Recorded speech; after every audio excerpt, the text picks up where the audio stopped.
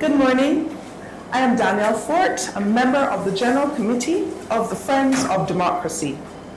Let me first acknowledge the presence of members of the press, members of the head table, loyal members of the Friends of Democracy present here this morning and at home, Barbados at home and abroad following on our social media platforms. Please let me welcome you to the first ever press conference hosted by the Friends of Democracy. This morning's conference is an historic event for the Friends of Democracy because very soon you will hear some exciting revelations from the chairman and the spokespersons that will cause some pleasant tremors to the political and social landscape of our fair country. They'll also deliver some much anticipated news and information to our population and settle once and for all some political expectations of the Friends of Democracy. My duty this morning is to introduce the head table. Ladies and gentlemen, from my right, we have our chairman and political leader, Ms. Karina Goodridge, an attorney at law.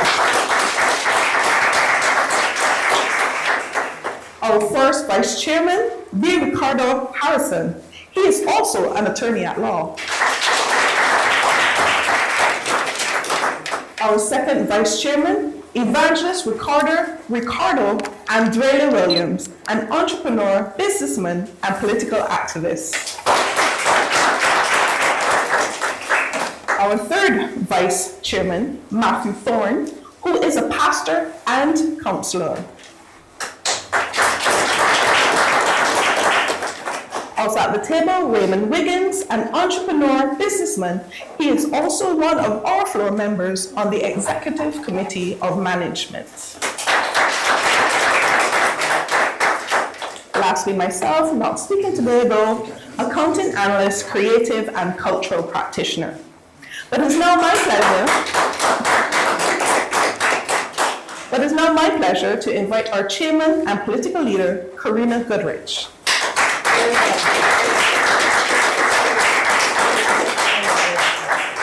I'll share a bit about her.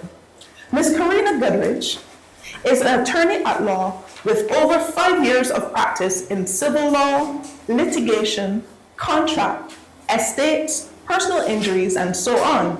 She is 37 years of age. She ran in the January 2022 elections in St. Philip West, where she made strong connections and new relationships as a first-time political activist in the race.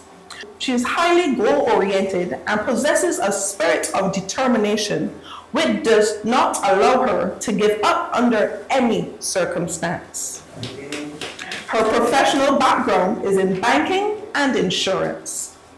She has written articles which were featured in the Nation newspaper of Barbados. She has been a voice on brass tacks, commenting on different topics and the youth.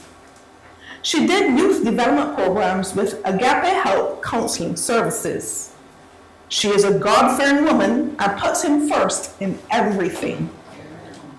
Karina sings and writes her own music, which was featured on the radio. Her first talent show was the Richard Stout Teen Talent Show, where she was a finalist in 2006. She was also part of the Honey Jam Barbados 2013 showcase. She has also taken part in NIFCA and was a member of Barbadian tents, such as Gladiators. Karina is a former Garrisonian, now called Graydon Seeley, and has always exemplified leadership skills and reminds people that it doesn't matter where you started, but it matters where you finish. She is also the registered business owner of East Wind Legal. Karina entered politics to make a difference and give back to her nation. Join me again in welcoming Ms. Karina Goodridge.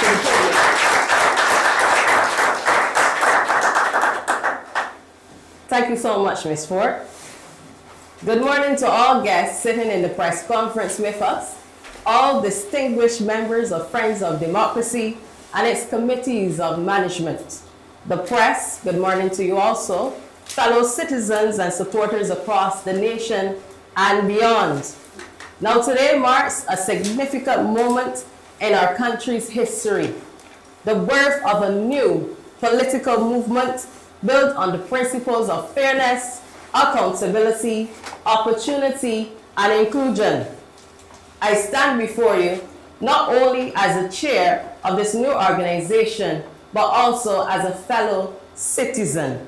A citizen who has felt the same rain and sun, been through the same storms, faced with some of the same daily challenges over the 166 square miles, which includes high cost of living, low income, high and senseless crime, and multiple hits and runs, late collections from the bus terminal, traffic congestions, housing woes, burgeoning potholes, groundwater, water outages. Then we are faced with misguided legislation, disproportionate regulations. I, as a chair, also share the collective aspirations and the hope of the Barbadian people for a brighter future. So today mine is not a solitary voice, but one committed to contributing meaningfully to the dialogue and the shaping of our future. The Friends of Democracy consists of voices which will contribute to the national decision-making. Friends of Democracy is being established with a clear and compelling mission and vision, which is to develop, agitate, advocate for, and pursue programs and policies for the continued development of Barbados. Our vision is to build the trust of the electorate on the pillars of integrity, democracy, and transparency, such that the Friends of Democracy becomes their party of choice. We want the Friends of Democracy to become your party of choice. Friends of Democracy, therefore, has a powerful goal to restore trust in governance, and to give the people back their voice. We will fight to protect our rights. We are here to lead with purpose, plan, precision, and operate at all times with integrity and transparency. Today we bring forward a bold and practical set of policies, from criminal justice reform to social development, healthcare modernization, tax restructuring, housing, and road transformation, all designed to meet the urgent needs of Barbadians today, and also to secure the prosperity of generations to come. This is a new era, and we value public service over any personal gain. We value solutions, and we progress for a united and reformed Barbados. We therefore invite every citizen to join us, and we want to remind you that we advocate fiercely for those who feel fed up, left out, unheard, and tired of the empty rhetoric to come and join us, to stand with us as we build a future that belongs to all of us, not just a powerful few. Barbadians have long valued democracy, and this is my strongest message today to the public.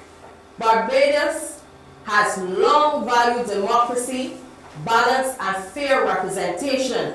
But when one party wins every single seat in Parliament, like we saw in both 2018 and 2022, we lose something essential: democratic balance. Such an outcome is dangerous. Even if the government is regarded as popular, we need more voices in power to question, to challenge, or propose alternatives, ensure mistakes don't go unchecked, and that bad policy cannot pass and is not passed easily. Our democracy is a treasure, one that our heroes and our foreparents fought for, voted for, and protected over generations. We must defend it, we must strengthen it, and pass it on with pride. I believe in fairness, balance, and representation, and I come to you with a simple but powerful message. Democracy means representation for all of us, even those who didn't vote for the government. It means alternative voices in the room, asking tough questions, offering better solutions, and defending people when things go wrong. Let me be clear, we being an opposition is not an obstruction. It's about building this country up together with wisdom. We will have real debate, real challenge, and real scrutiny. That is what makes policies better. That is why we encourage you to restore democracy, restore balance to our democracy. We are the friends of democracy. And now I will give you a background of the Friends of Democracy. The Friends of Democracy was first founded after a significant number of members had left the Jar Street Party. That was in August 2024. The initial organization planning was undertaken by a 9-member planning committee, which planned the inaugural annual conference, which was on Sunday, the 18th of May 2025.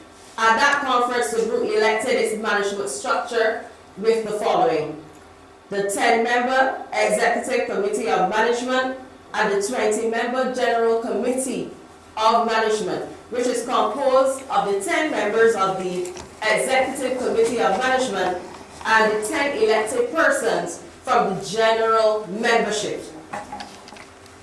We also selected 5 working committees to assist in the management of the group, which includes candidate selection, media, social activities, fundraising, and recruitment.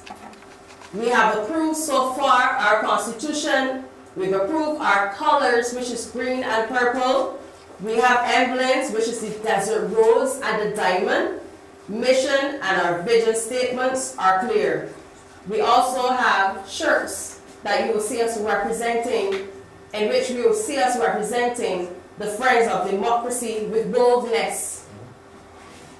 We have registered, fully paid up scores of members.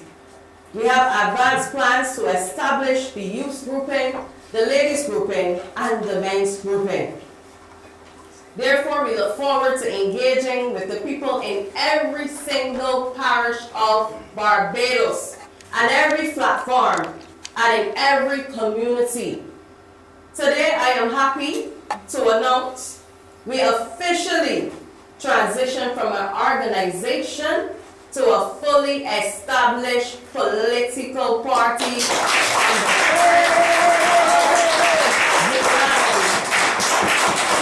2025. We are ready to participate and to represent and to lead.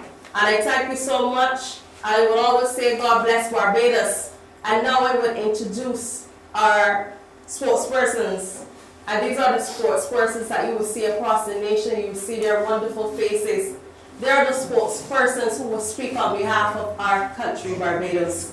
We have myself, and I will be speaking in the area of health and social services, transportation and works, and at times criminal justice. Then we have friend Ricardo Harrison. He will be speaking in the areas of housing, home affairs, and criminal justice. That's inclusive of the police service, the fire service, and the prison service. Then we have friend Andrele Williams. He will concentrate on youth and sports and culture. Then friend Matthew Tarn. He will be focusing on education reform, innovation, global empowerment, ecclesiastical affairs. Then we have our friend Raymond Wiggins. He will be speaking on education, technological and vocational training. As I said previously, we have an executive committee of management. I want to acknowledge them at this time. The executive committee of management includes myself as a chairman, Ricardo Harrison, he's the first vice chairman, where we have Ricardo and Dwelle Williams. He's the second vice chairman. Matthew Torn, he's the third vice chairman.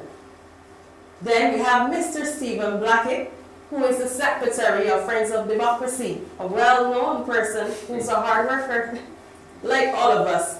And we have Felicia Carbin, she is the treasurer. Then Sandra Eswick, the assistant secretary and treasurer. Wilma Wiggins, he is a floor member. Jabari Welch, floor member also. And Deborah Hines, she is a floor member. Even though we may not call the names of the General Committee of Management, we do give them acknowledgement, and we say thank you so far for all of your hard work and your commitment to the Friends of Democracy.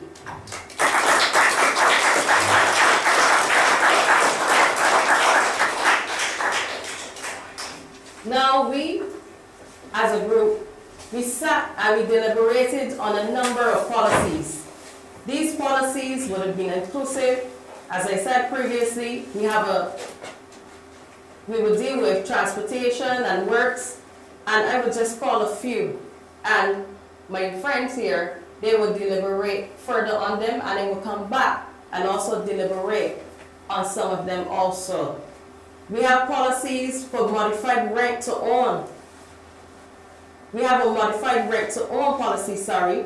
We also are looking to include a strategic flyover policy for safer, smarter roads, and also a fast lane and slow lane in certain high traffic areas, because there's too much road congestion and time is money. We're looking at the productivity of the country. We will reintroduce a maintenance fund also. This will be for the females of Barbados and mothers with court-issued maintenance orders who had not received payments for at least 3 months. We will, of course, urge the government to pay that money, and then that money will be reimbursed to the government when the fathers pay. So it will operate like a revolving account. We will deliberate on that further. Then we want price deduction on certain baby items, dietary products that are highly expensive, and on Pampers. This could also assist even the elderly. We also have finance policy, and it is our interest that there should be a review of the TIC law and a reverse of it. Further to this, we want to impose interest on government when it owes citizens. We also have in mind a late shift transportation policy for Barbadians. So you see, we have a whole list of policies. We have policies for healthcare, and you will hear that soon, where I'll be talking about the ideas that we have for government so that we could be a more efficient people and that we could be a healthier people. So now I will invite at this time my friend Ms. Ford. He will introduce the spokespersons so that they could start telling Barbados about our policies. Look forward to it. This is wisdom, and this is wisdom that will help the country. Thank you so much.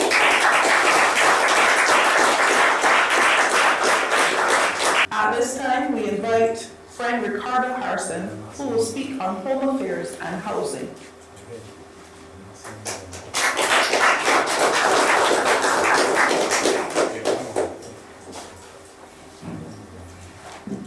Thank you, Madam Chair. Good morning to the Friends of Democracy. Having to follow in the footsteps of that very powerful message from the Chair leaves me with a bit of goosebumps. Dear Friends of Democracy and Barbadians, we recognize the challenges facing Barbadians.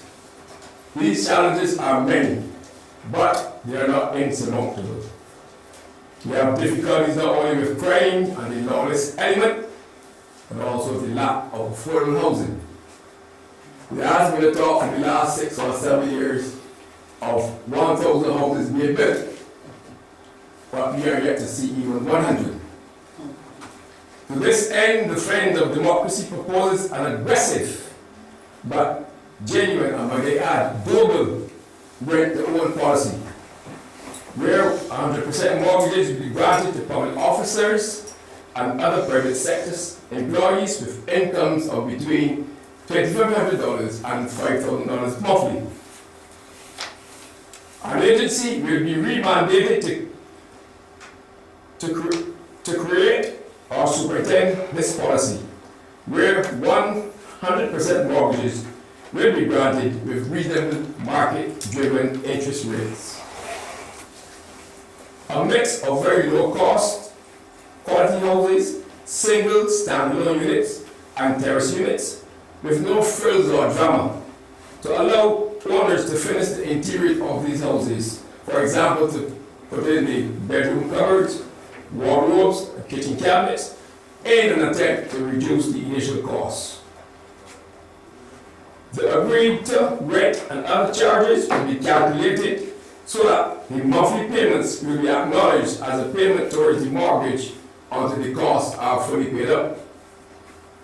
This policy will significantly make a dent in the demand for low-cost housing to those Barbadians who do not qualify for a mortgage, affording a large portion of our citizens to own a piece of this very precious rock.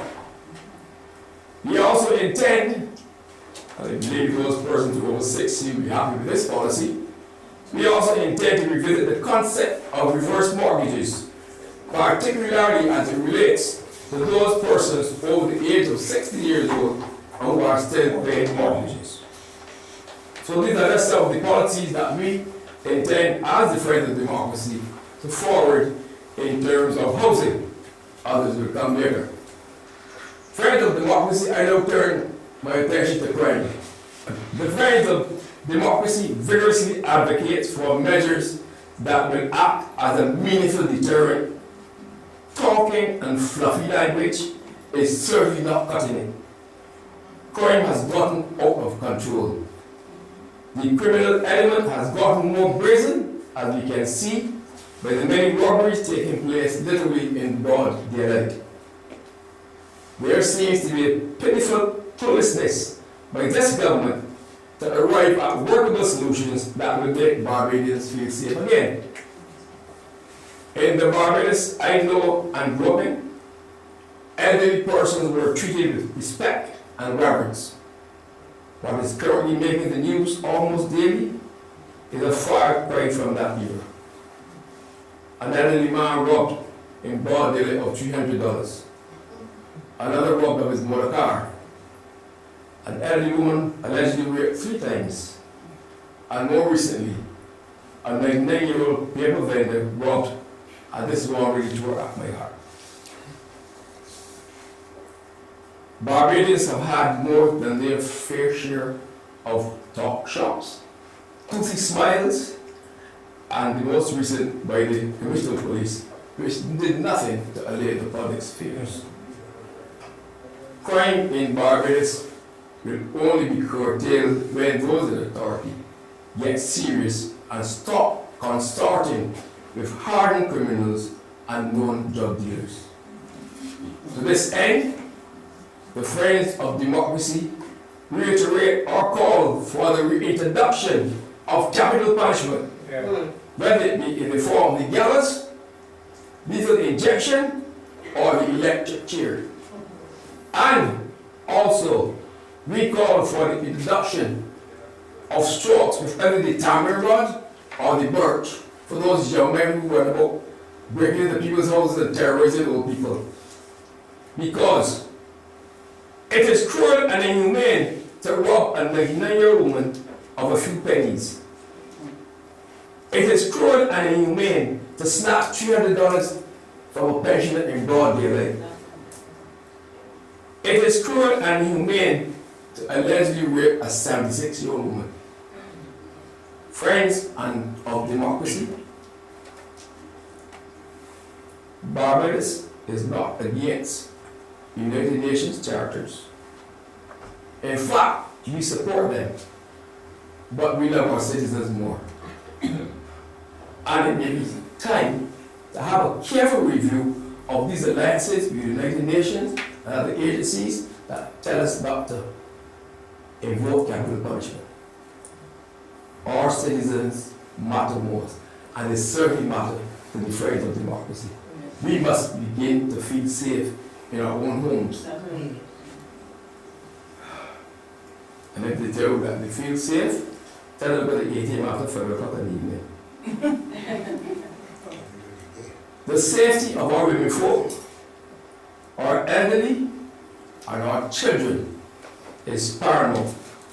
And as a popular electioneer has said in his 2025 offerings, we're hoping that elections get serious. We implore this government to get serious about crime, get serious about people's welfare. We as friends of democracy would also wish to tell Barbadians that we will have a careful look at the anti-gang legislation which has been adopted by our CARICOM brothers and sisters. Friends of democracy, Barbadians, I thank you.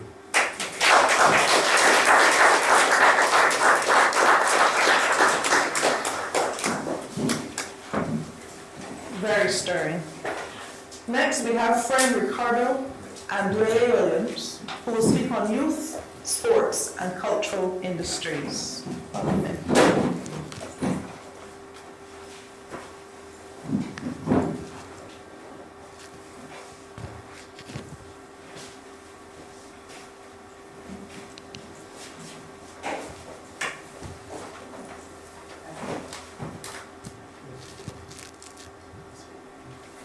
Good morning, Barbados. Good morning to the friends of democracy. Good morning to the world.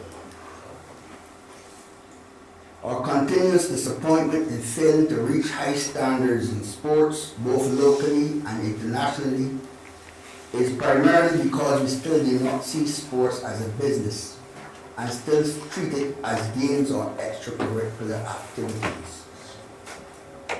We must move away from that mentality and start to create the necessary infrastructure to be able to produce athletes at the highest level in all disciplines of sports. First, all primary schools should have a qualified physical education teacher, not a games teacher as we were accustomed to, whose focus should be on identifying and preparing students that are athletically gifted, both physically and mentally, for their respective disciplines. For example, soccer, cricket, basketball, tennis, boxing, and any other athletic discipline. At the secondary level, schools' facilities should be adequately developed and equipped so that athletes can continue improving their training and skills. This includes the proper maintenance of playing fields, courts, indoor halls, and where necessary, bleachers should be erected for crowd support at all sporting events. In other words, we need to look at gymnasiums in the schools to facilitate these sporting activities. A national school of excellence strictly for athletes should be established and adequately staffed to facilitate those who show exemplary skills in their disciplines. The convent school property will be ideal for such an undertaking. This is not only to improve their skills on a national level, but globally as well for all Barbadians. A national lottery should be organized to facilitate the funding of these disciplines, and the encouragement of approaching corporate Barbadians for sponsorship should also be sought. No effort should be spared in providing adequate funding to help prepare our athletes for international competitions. No effort should be spared. The recent success of Shadea Williams in track and field, and most recently Tyrese Knight in table tennis, should prove to all that we have quality athletes at the highest level. I wanted to mention cricket, but I can't do that now. Our goal will be to produce as many professional athletes with as many disciplines as possible, placing Barbados on the map as a serious sporting destination. All effort should be made to encourage national associations with a broad support base to go professional. In closing, the wealth accumulated by other Caribbean athletes is enough motivation for us to get excited. One only got to check or Google Jamaica, even St. Lucia, Grenada, and Dominica that got one playing field and see the amount of wealth that their athletes have established in the last 5 years competing on the world stage. Now let's move over to culture. Over the years, the attempt has been made to promote Barbados' indigenous culture across communities and in our education systems through CXC, associate degrees, and bachelor degrees in fine arts. Can we say this is enough? It's not only to show off these talents at local events like Popover and NIFCA. There are only a few get the opportunity to do so, but to improve on skills. Similar to sports, there needs to be an institution focused on these talents, possibly on the same campus, first line convert, as the one suggested for sports, where we can engage overseas and local artists that can assist in directing students of the arts in their various disciplines with regards to professionalism and business. Also included in this curriculum should be the inclusion of the Bajan arts, stick licking, spooge, folk songs, landship, and even dialect that we can promote to the world instead of the character of other people's culture at the expense of our own. In this vein, we also say buy local, buy Bajan. But can many of us afford to do it? In visiting Pelican Village, which is a good initiative, much of the process sold is too expensive, especially if a person wants to procure more than one item. Artists should be able to afford materials necessary for their craft in order to sell their product at an economical price for all Barbadians to be able to showcase in their homes and businesses. In fact, Friends of Barbados will mandate with the necessary legislation that all government buildings, all and properties must procure at least 20 pieces of art, sculpture, or creative pieces for creative local creatives to adorn the walls and or spaces of the state government properties. Let me read that again. In fact, Friends of Democracy will mandate with the necessary legislative force that all government buildings and properties must procure at least 20 pieces of art, sculpture, or creative pieces from local creators to adorn the walls and or spaces of the said government properties.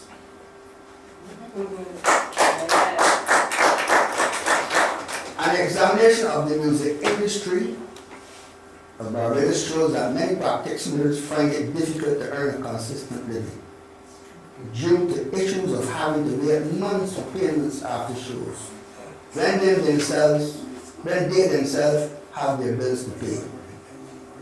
This does not only go for the government, but also corporate entities such as hotels.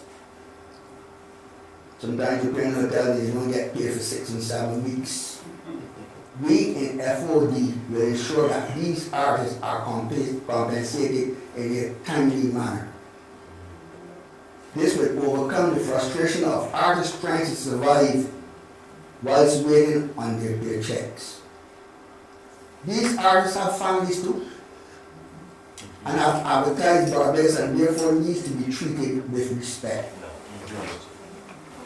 The above are just a few ideas of helping our society to grow and expand to promote Barbados, our island and our home. Thank you very much.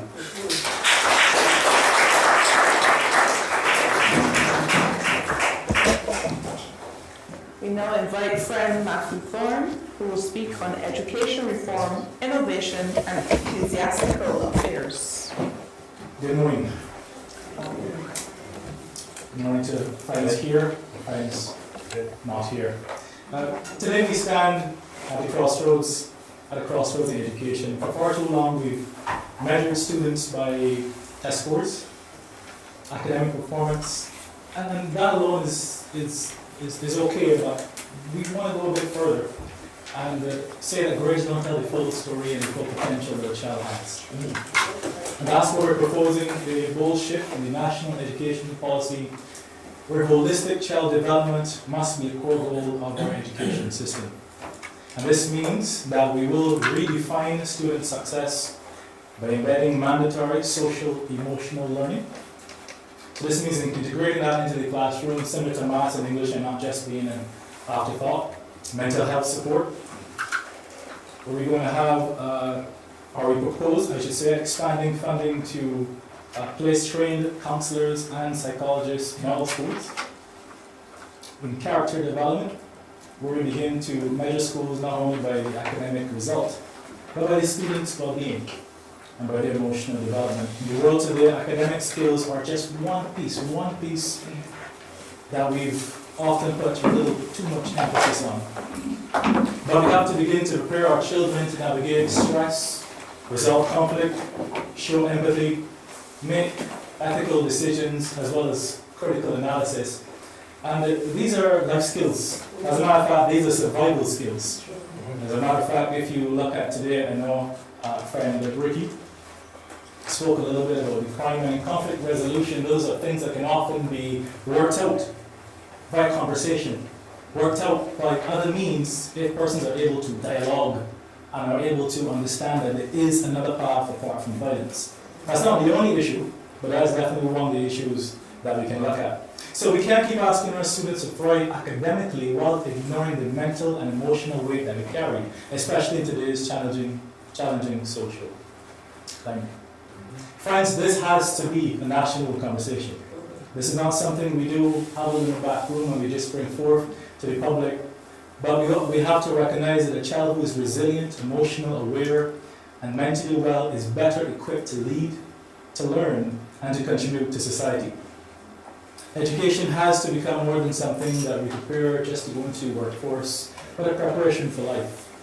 And therefore, we defend the democracy, make an invitation to all parents, teachers, community leaders, to our churches, and therefore every single Barbadian to join us in building an educational system that reflects not only the head, but the heart. It is possible. Teacher empowerment and professionalization must be a part of that, where they are not just employees, but they're nation builders. It's time that we stop treating them as passive actors in a system and start to recognize them as transformation leaders. And this is why we're seeking to build a new national framework that places teacher empowerment and professionalization at the core of our education agenda. It is a fact that behind every student there is a teacher who cared, a teacher who listened, a teacher who loved, who adapted, who inspired, a teacher that wanted the best for that particular student. And let's be honest, too many of them are overworked, they're undervalued, under-resourced, they're underappreciated. Some of them are just under. And this is something that we have to change if we want world-class students. They have to be supported first by world-class teachers. It is a must. Empowering teachers creates a stronger classroom, it creates more engaged learners, brighter futures, and they're the key to unlocking the educational equity, innovation, and lifelong success that we are looking for as a nation. Some of the things that will get us there in our policy, as we hammer this out, are salaries and career paths, recognizing that their dignity is associated with everything that they do, and it must reflect the work that they put into the job every single day, or their vocation more specifically. A teacher innovation fund, where grants can go directly to educators, where they themselves have the ability to be a part of the making of the child, the classroom, and the history. A sabbatical and wellness support. Collaborative professional development is also critically important, where they can also learn from each other. The Friends of Democracy strongly believes that the success of our educational system will rise or fall with the strength of our teachers. And I must say that prayer that has often been removed, God that's often been removed from our classroom, still has a place today. Because the challenges that we face are not only physical, but they are spiritual. I just want to reaffirm a very powerful truth, and that is that education is the foundation of national empowerment. It's not just personal advancement. So I have to ask what research has been done or is being done to provide the necessary data for education reform. What is the research? Is that something that we can bring to the fore? You see, if we're going to build a stronger, more self-reliant nation, we absolutely must bring learning into the heart of our communities. We have to engage and we have to change the culture so it's a educational culture. We can consider new initiatives to transform schools into community integrated learning hubs. When students, I believe, and I think a lot of us have seen with our own youngsters around us, when students see how their learning connects to real life, to their communities, to culture, to national development, to the history, to the job they get, to the families that they live, when they begin to see all of that, guess what? They're going to grow into citizens who build, innovate, and lead. It's a fact. So it's not just about preparing students to leave, but, or should I say, not just leave, or to do just a menial job, or become another mundane cog in the wheel. No, we're past that. It's about preparing them to stay, contribute, uplift, mobilize, to become trailblazers, because they need the hope and they need the belief in themselves that comes from us to know that they can do better. And a lot of that is going to come through project-based learning, through partnerships with businesses. Bring them on board. Remember earlier I mentioned the national conversation. Funding for our school learning will be a big part of that. I must say to all those who can hear the sound of my voice, the nation is empowered when its people are educated by its own people, for its own people. And therefore it is this policy that's about making education the engine of national self-determination, economic independence, and community resilience. If we cover that all in PERT, I guarantee we have a strategy. Our friend earlier spoke about some immediate things that we can do. This is not a walk in the park, but this is a long-term plan that we can begin to develop for our country, so the generation after me, the generation after you, can see a better, a beautiful, and different Barbados. I believe that indeed, yes, we are to be friends of all, including education, including democracy. But of course, satellites of none, especially classism and racist ideologies, which in fact a lot of our education has been built from, which has been suppressive to the minds of our youth, going further and going beyond.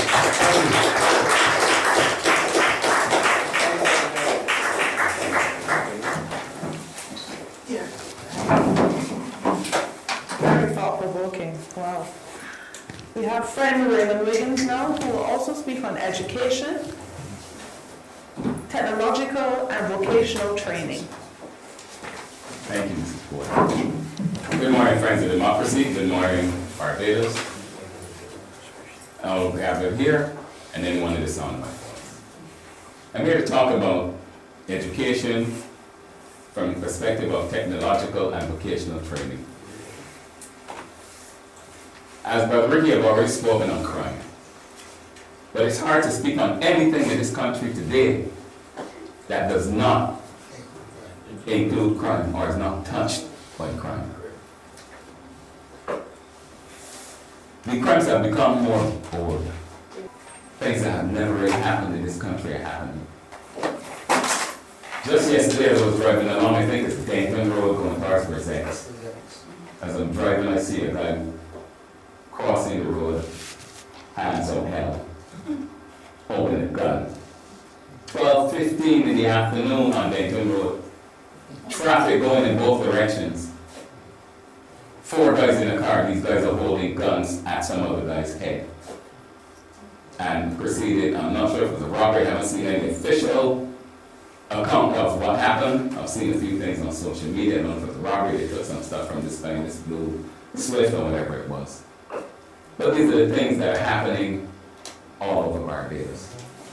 That is scary citizens living here, people living abroad that are Bajans living abroad that wants to come home for crossover for these regatherings around these things and just cannot. just don't think they can. And if there are Bajans who are born here and moved overseas or have family, imagine tourists who have no real association or connection to Barbados and see these things on social media, because we know everything on social media moves at the speed of light. And as soon as it happens, as a matter of fact, when things happen here, people from overseas message me and tell me, look what just happened. And they say, really? So they happen even before we do. So we have to try to stem this criminal activity in our country. At Friends of Democracy, we believe that combating crime in Barbados requires a multifaceted, all hands on deck approach. The party in power, I don't know, they dropped the ball somehow. The supposed opposition have no clue. They just come up with a bunch of different things that should be done, get rid of the AG, all types of stuff, but they're not offering any real solutions. So we have to tackle this crime at all levels in our society. We recognize that sustainable solutions must address the root causes of criminal activity, namely economic hardships, educational gaps, and social exclusion. So we look at educational reform as a crime prevention tool. And to break the cycle of crime, we must begin by transforming our education system to meet the diverse needs of our youth. Those are the ones that we're losing at an alarming rate. We're losing some in violence. We're losing some in incarceration. We're losing them all over the place. Poor health. We're not looking at the healthcare system effectively. All types of stuff. So to break this cycle of crime, Friends of Democracy advocates, because there's some students within the system who are different. There's some students who are diagnosed, or who have, I would say diagnosed, they have certain disabilities that are not diagnosed. So we advocated for the early diagnostic testing. We propose the implementation of rigorous and standardized testing at the primary school level for learning and developmental disorders such as autism spectrum disorder, attention deficit hyperactivity disorder, and dyslexia. We need early detection and diagnosis. And if we have early diagnosis and detection of these disorders, we can have timely intervention and ensure that no child is left behind due to these unaddressed learning challenges. We advocate for the removal. And once we do these things, bring a little bit to the forefront, it removes pretty much the stigma of these afflictions. Some kids are just dyslexic.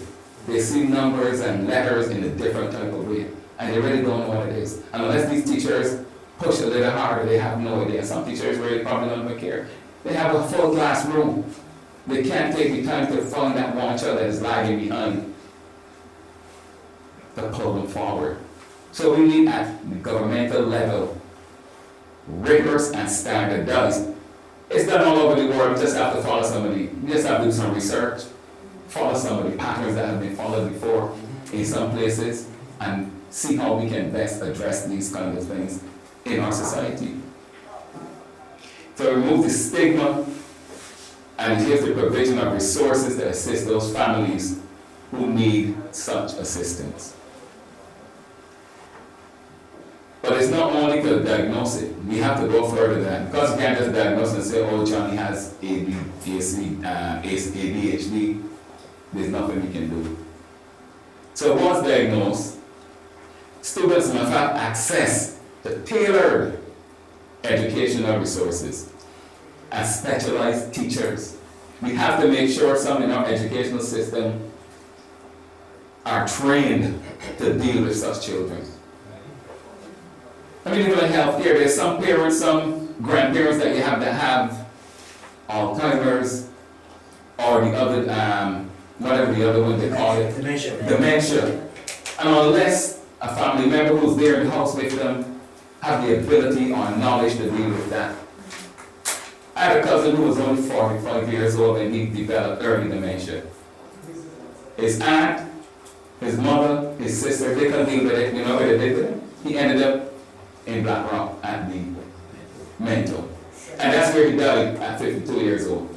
We have to make sure that when we have these types of afflictions, these types of disabilities in our community, in our society, that there's somebody trained at the level that can handle them. Where do you send such people? So where do you send these children with dyslexia, ADHD, and all the other afflictions, all the other things that affect them? So we have to train people in these areas. Train teachers, because if we diagnose it, we must have a way to deal with it. So we have to train some of these people in the areas of dealing with these children. We also need inclusive classroom environments that empower these persons to thrive and become productive members of society. They're not to be ostracized. They're not lepers going on to leprosy. These are young children who have certain disabilities and we need to address it. If not, they'll blossom into members of society that becomes pretty much a pariah. It is further proposed to have the needed educational structure in place to begin the vocational training alongside the essential learning of subjects like math and English, with specificity in their fields of choice. So to that end, Friends of Democracy, we believe that we can start to do some things. And one of the things that we propose is restructuring the Alma Paris school. It's a school that has a stigma, it was closed, it reopened, all types of things. But what we propose for the Alma Paris Institute, or the Alma Paris School, is to restructure it to become, for lack of a better word, a technical career institute. A dedicated institution that focuses on developing vocational and technical skills in students who may not excel in traditional academic settings, but they show strong aptitude in trades, craftsmanship, engineering, or technology.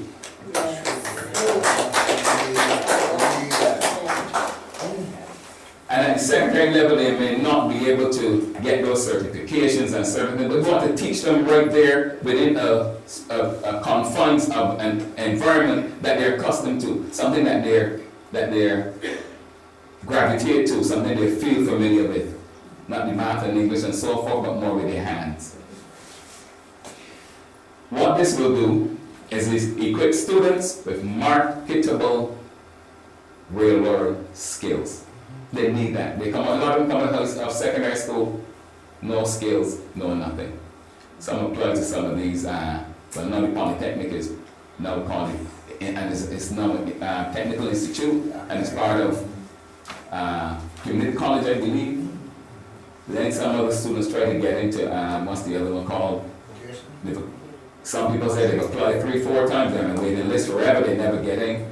You know, so they come out of high school, of secondary school. And once you have that lull of a year, 2 years, they end up on the block, they're not going back. I'm going there.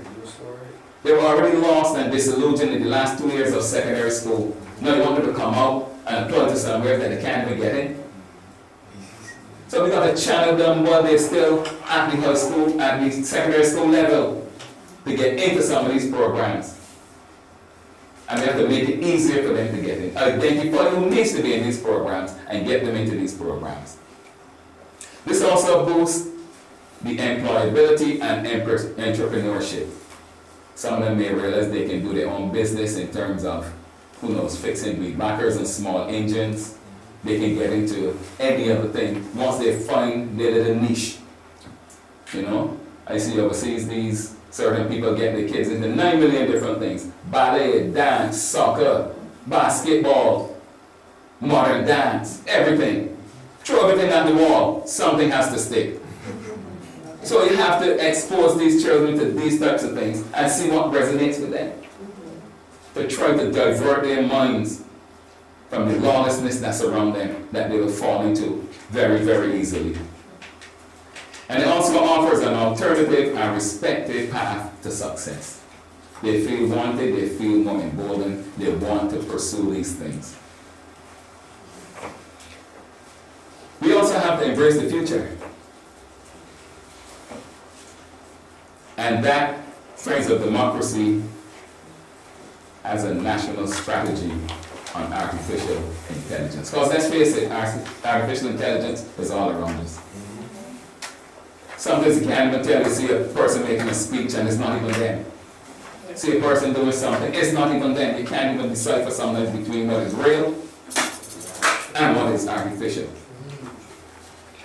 So Friends of Democracy acknowledges the transformative potential of artificial intelligence and the need for Barbados to be productive, not reactive, in understanding and harnessing this technology. So here's what we advocate for at Friends of Democracy.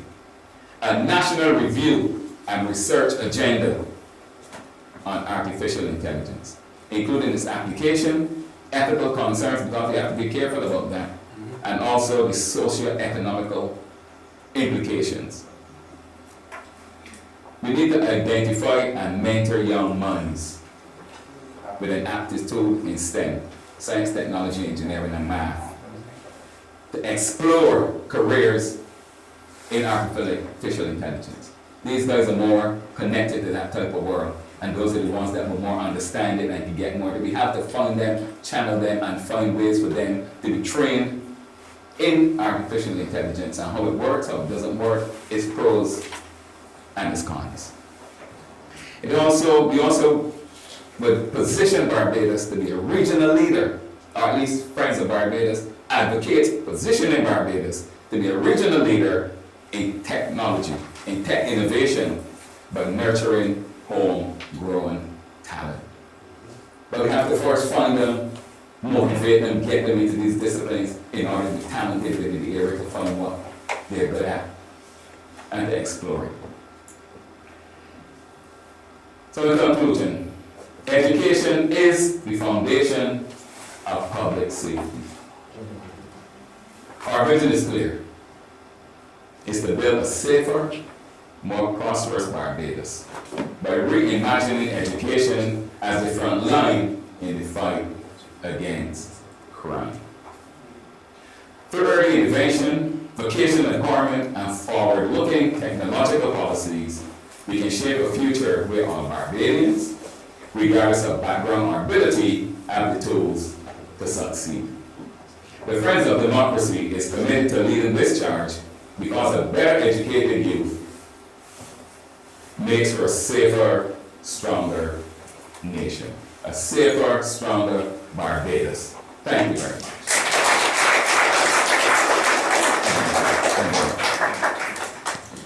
Okay, lastly, we have our chair, Madam Chair, Karina Goodrich. She will speak on health, social services, finance, and criminal justice.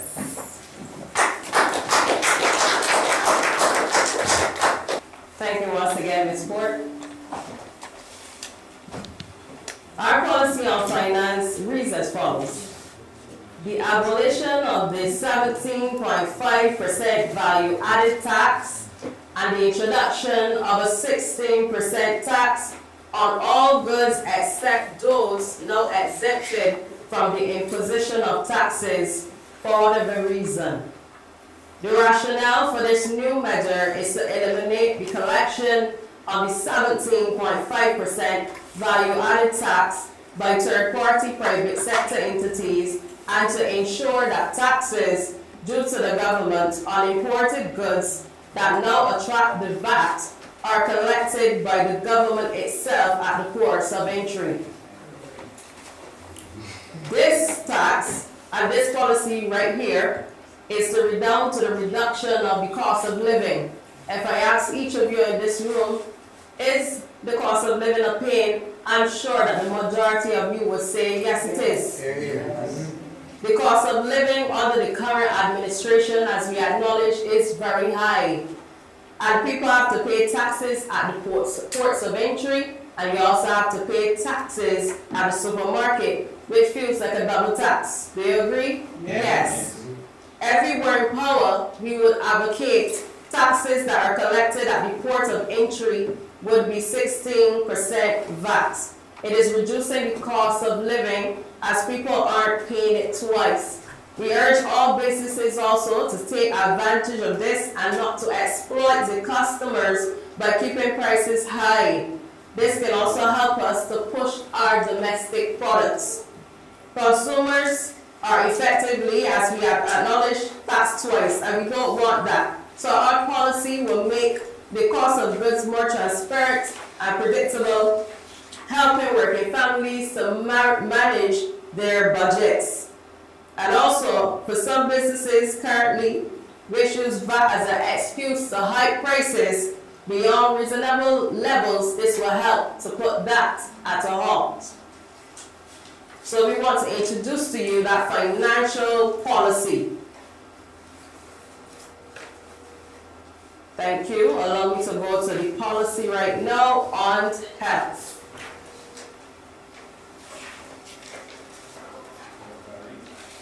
As we deliberated, we want to introduce that a new standalone, centrally located mini hospital, accident and emergency building be constructed and fully outfitted with the necessary equipment and staffing to separate the care and attention of emergency cases from the compound of the QEH. Further to this, we want to equip all polyclinics with a full range of services, including dental care, and we want to ensure that there's equitable access to health care. I hope that you like that one, because we've all felt the burden of being in the polyclinics, and we want to have more access to further health care being offered at the polyclinics. And it will take that burden off of QEH and we have that new mini hospital. As I previously mentioned, my next policy, I'm moving along, the tint reversal. We want a review of it because our position is grounded in persons' right to privacy and comfort. As we drive in the vehicle, of course, when tint is removed, it's easy for anyone to see through, and that is a breach. That could be a breach of your privacy. Personal rights should not be surrendered on the basis of falsely created fears. Crime can't be used as a cover-up to take away citizens' rights when there's no established relationship in this country between our crime and tinted vehicle windows. So therefore, this move to remove tint from the vehicles, we don't want it to be like a copy from other oppressive regimes, but we want that this government will carefully consider the legislation so that it won't be disproportionate or misguided legislation that will be implemented and then not suitable to us. Because another argument is that police safety is another rationale used overbroad, but where's the evidence that it is relevant to us? Just because it's an idea, it doesn't mean that it is relevant to us. Further to that, I want to consider that there are women, a high percentage of our drivers who are female, and females driving alone may feel more vulnerable when it can be clearly seen from the outside that they are female and alone. And as my friend did say, Mr. Ray, you said that there are women right now, there was a woman, that was raped. And right now in Barbados, women are very fearful that this will happen to them. People still like their privacy. Women still appreciate the privacy of being in a car and someone not being able to look through so easily. There's still a fear with the high crime in Barbados. And if there's no correlation, why should we feel the burden of having to subject ourselves to a law that is not applicable to us? What we are really interested in is to have crime reduced, and we have better ideas than having a TINT law implemented.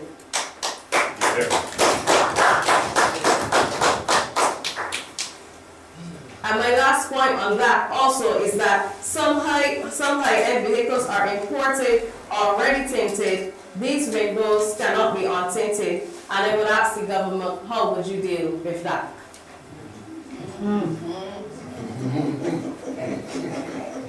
Another point that we deliberated on is that we want to grant the Auditor General enforcement powers. Because the Auditor General can only highlight financial mismanagement, but we want the authority to act. This will limit the effectiveness of oversight. Just being able to see mismanagement, but then what are you doing about it? So we want faster correction of financial irregularities and stronger deterrence against misuse of public funds.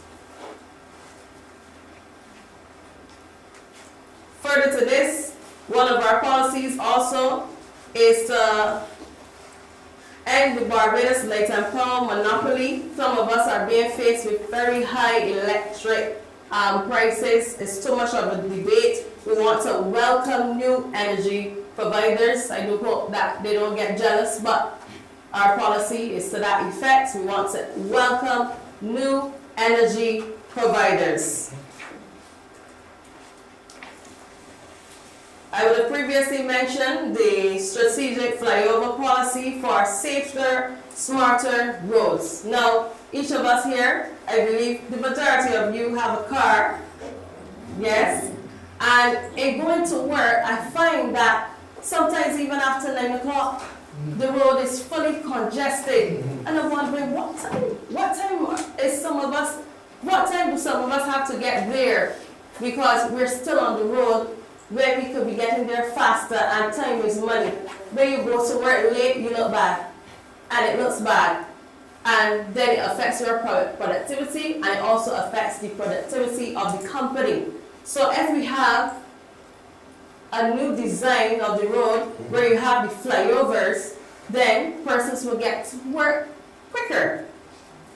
Further to this, if you're a person that have children and you forget the baby food, then you could choose the fast lane. And that's my other point. We will have a fast lane and a slow lane. That's the idea that we are putting out there to Barbadians, because we are tired of being stuck at the roundabouts, especially areas like Warrens and in Christchurch, where there's a high traffic congestion. So the idea of the flyovers and having that policy is to ensure the productivity of the citizens and to reduce the travel time, to enhance the road safety and support national economic development, while minimizing environmental and social disruption. So the objectives of that, having the flyovers, is to alleviate traffic congestion at major intersections, reduce traffic accidents, and improve pedestrian safety, improve efficiency on the roads and commuter transport. So I believe that you will be excited about that. You're tired of being on the road, you're tired of waiting in long lines, and it's a frustration. And we also don't want road rage to come out in Barbados, where people are so outrageously angry on the roads. No, it will only be fair of me that I will always operate in integrity and transparency. When you owe the government, you have to pay the interest. So what happens when the government owes you? It's only fair. It's only fair that there should be a policy to impose that interest on the government when it owes citizens. Further, I've recognized in Barbados, in addition to that, because I'm giving you an overview, I'm not deliberating on every single point that we have, but I'm giving you an overview of the policies that we have in mind. Civil service reform, we need that, addressing political victimization by ensuring that civil servants are not dismissed based on political affiliation. And I'm serious about that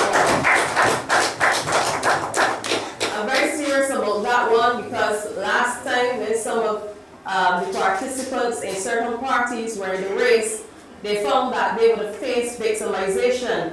And we're not only going to come here and think about roads and things like that, but we want to think about the things that matter to Barbadians, the things that is not supported by legislation or regulation that affect people, because we need to fix it. And we, as a people, we need to feel the comfort of our nation and to feel like if we choose a political party, that we don't have to duck in here in a hat, or we don't have to wear disguise in order to support Friends of Democracy. So I'm serious about that.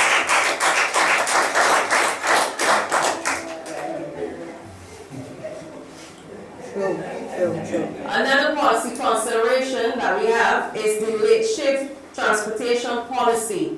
I used to work at First Caribbean years ago, and one thing I could say is that First Caribbean would have ensured that I got home by taxi.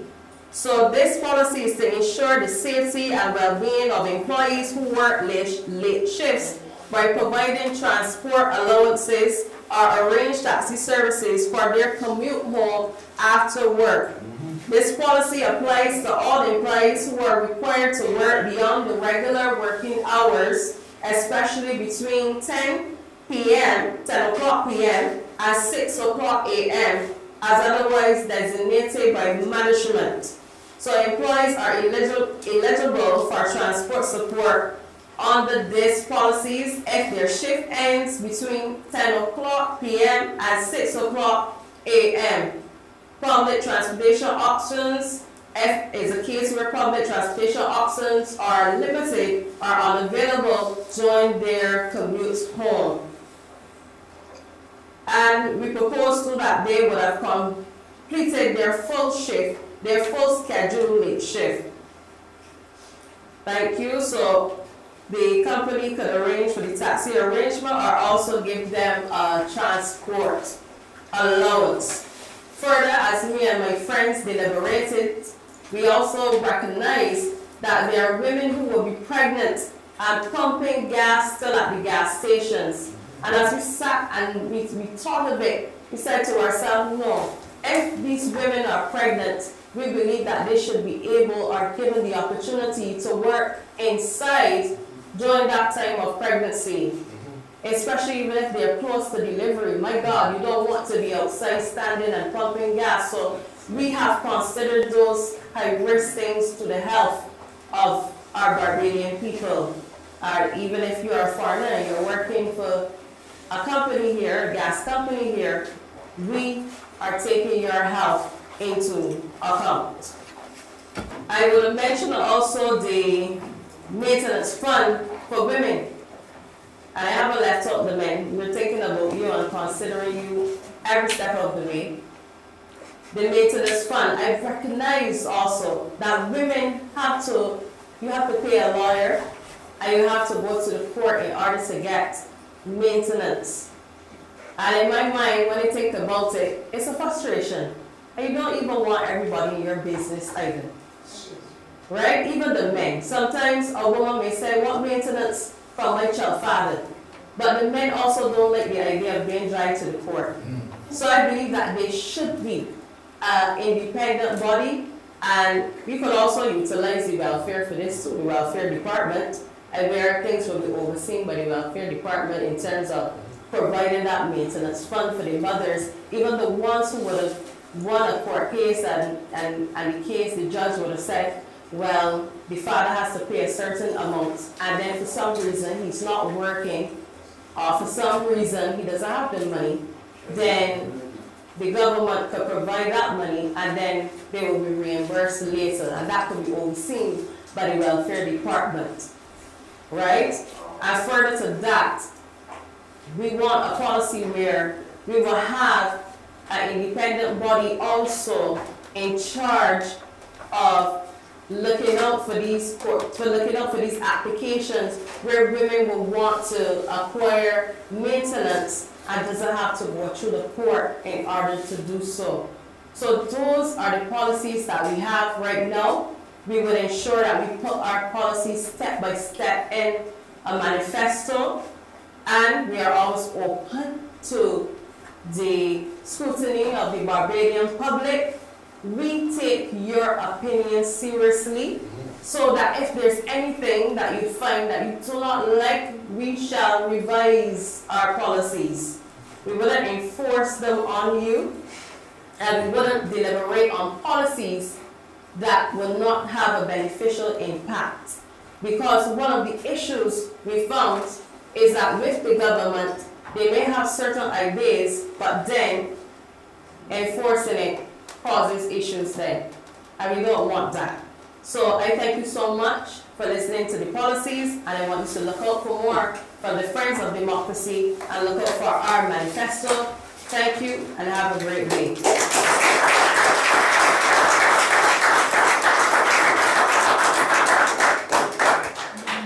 We now invite the press, if you have any questions for us, to pose any.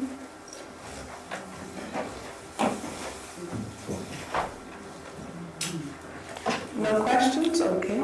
So at this time, I will just share with you our upcoming itinerary for July 2025. Saturday, the 5th of July, we have our launch party and celebrations at Vale View Manor, Curtains, St. Philip. Next day, Sunday, 6th of July 2025, starting at 5:30 p.m., we have our On the Front Step meeting in the farm housing area.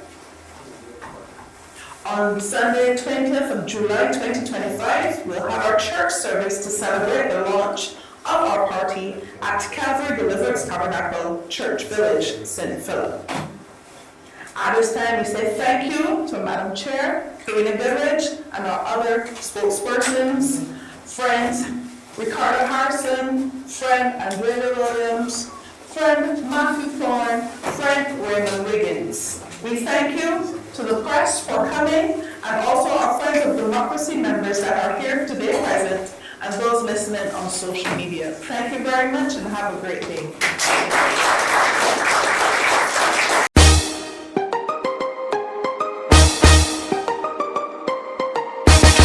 Oh yes, guns hands them.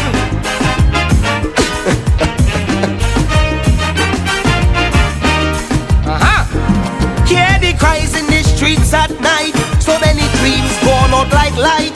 Youths them caught in a system cold, chasing shadows that take their soul. But the rhythm of hope is strong. Feel the beat it guide us along. Plant the seed of change in the ground and reap the fruits of love from this song.